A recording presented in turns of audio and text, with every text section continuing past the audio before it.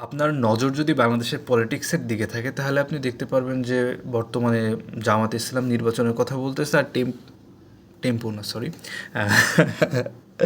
BNP BNP আগে থেকেই বলতেছে। তো এখন সমস্যাটা তাহলে কী ভাই? সমস্যাটা হচ্ছে কি বাংলাদেশের নির্বাচন পদ্ধতিতে। আমার কাছে মনে হয় যেটা দেখেন, সরাসরি তো গণতন্ত্রকে বলা যাবে না যে গণতন্ত্র খারাপ, গণতন্ত্র দেওয়া যাবে না, তাহলে তো আমি জঙ্গিবাদ, মৌলবাদ, ওই ধরেন আইএস, আল কায়দা, মানে অনেক কিছু এগুলো হয়ে যাবে। আচ্ছা, তাহলে একটু সুশীলভাবে বলি। গণতন্ত্রের যে পদ্ধতি আছে এটা একটা সমস্যা আছে যে দেশের বেশিরভাগ জনগণই হচ্ছে রাজনীতি সচেতন না। যেহেতু রাজনীতি সচেতন না, তারা জানেও না যে কারে ভোট দিতেছে। ধরেন নির্বাচনের আগে 500 টাকা দিল অমুক ভাই, আচ্ছা তারই ভোট দিয়ে দিল।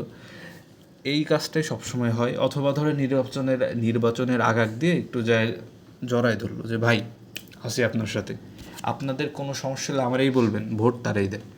মানে মানুষ তো ভাই জানে না যে কে হচ্ছে মানে চাঁদাবাজি করে আর কে হচ্ছে গিয়ে দেশের সেবা করে। তাহলে এখন ভালো পদ্ধতিটা কি, এটা পরে একটা ভিডিওতে বলবো, কারণ 1 মিনিট 10 সেকেন্ডের উপরে চলে যেতেছে আমার ভিডিও।